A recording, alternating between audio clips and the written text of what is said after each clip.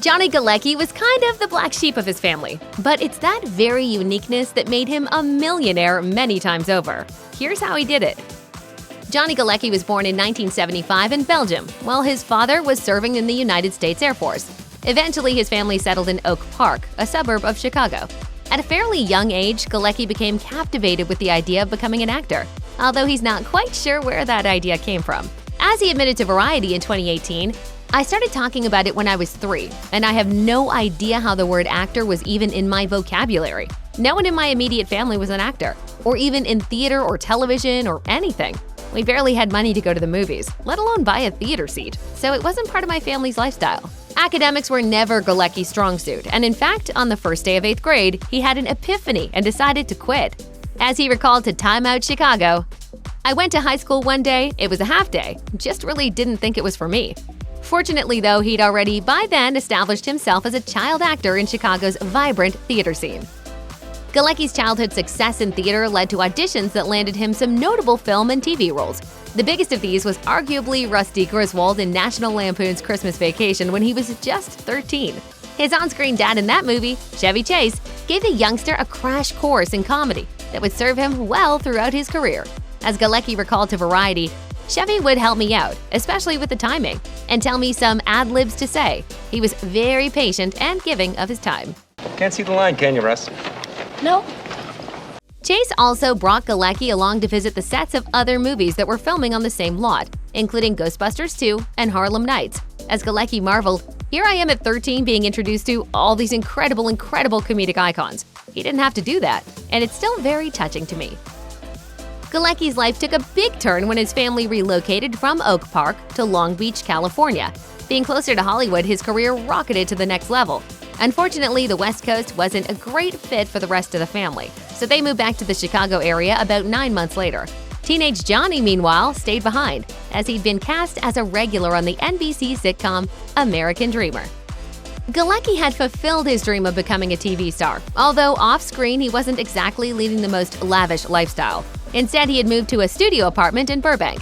When American Dreamer was canceled after just 1 season, he decided to remain in the area, which worked out as he continued to land gigs, and one of them would prove to change his life in ways he couldn't even begin to imagine. Galecki was already an in-demand actor when he landed a small part in the 1991 TV movie Backfield in Motion. He made a big impression on the movie's star, Roseanne Barr, who was making waves on TV with her trailblazing sitcom, Roseanne. So she suggested Galecki for what was originally supposed to be a one-time guest star role. At the time, Galecki was a regular on the ABC show Billy, a spin-off of the hit sitcom Head of the Class. When that series was canceled, he continued to be invited back onto Roseanne. His character of David Healy became a series regular, as what was originally intended to be a single episode turned into a 5-year adventure. As he recalled to Variety in 2015, "That experience from 16 to 21, I really consider my college in many ways. To work with Roseanne, who's from the stand-up world, and John Goodman, who's a terribly disciplined film actor, I had the best professors in the business."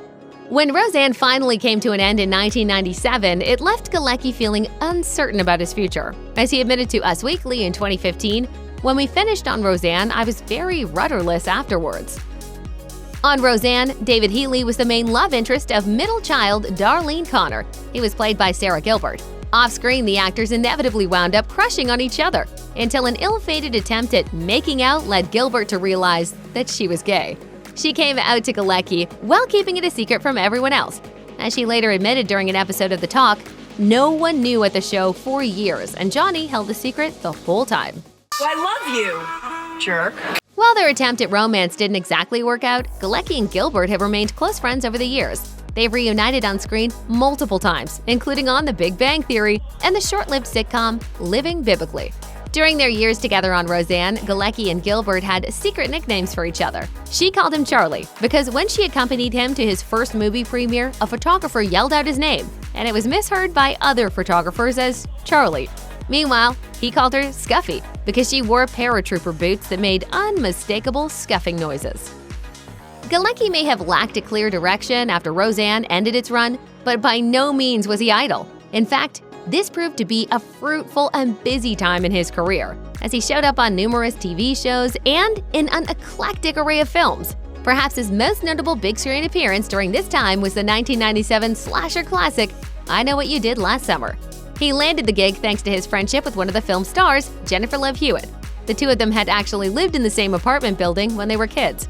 As he recalled to the AV Club in 2010, "I think she suggested me for that role. It was a pretty cut and dried gig. I remember doing a body cast for a scene where they open a trunk and my dead body is in it, and there's a crab crawling out of my mouth. I got a call that production was shut down because Jennifer was so upset by seeing this image of me with a crab crawling out of my mouth. They were asking if I would call her and reassure her that I was very much alive." I'll call the cops on your college quarterback ass! Considering that Galecki cut his teeth in Chicago theater, it was hardly surprising when he eventually made his way back to the stage. In 2006, he joined the cast of an off-Broadway production of the play The Little Dog Laughed.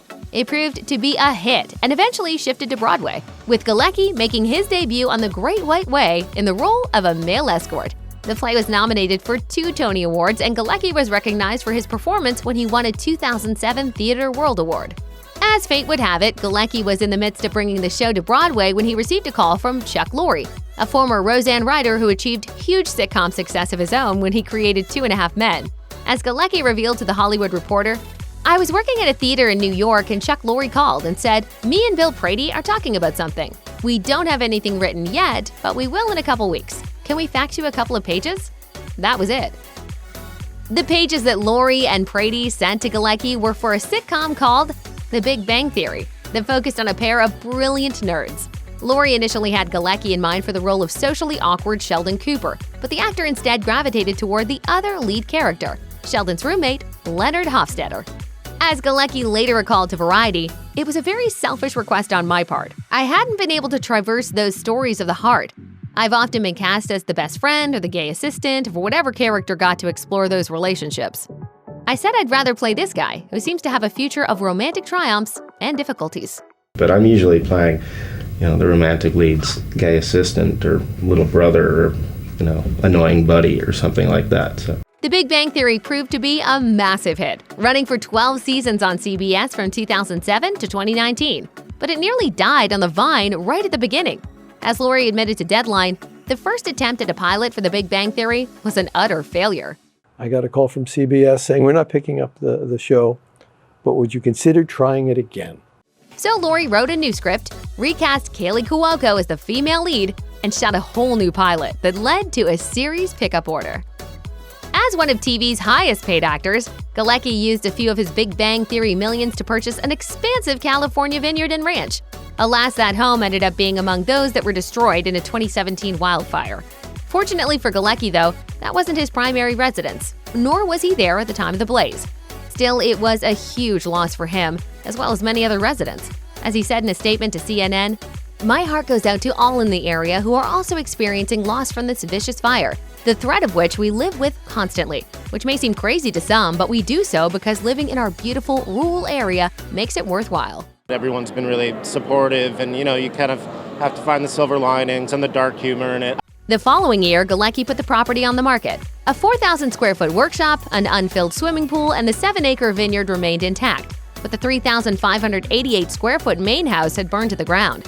The asking price was $850,000, far less than the $1.2 million Galecki had reportedly paid when he'd purchased it just a few years earlier. When Roseanne was rebooted in 2018, it proved to be a monster hit right out of the gate. But it was canceled after just one season after Barr made a series of controversial remarks on Twitter. That wasn't the end of this fictional universe, though. It became the spin-off series, The Connors, with Barr's character killed off via an opioid overdose. The premise of the reboot involved Darlene returning to live in her childhood home after losing her job. She was now a single mother to 2 teenagers following her divorce from David. Galecki was still starring on The Big Bang Theory at the time, which made the possibility of him returning to Lanford, Illinois, a little complicated.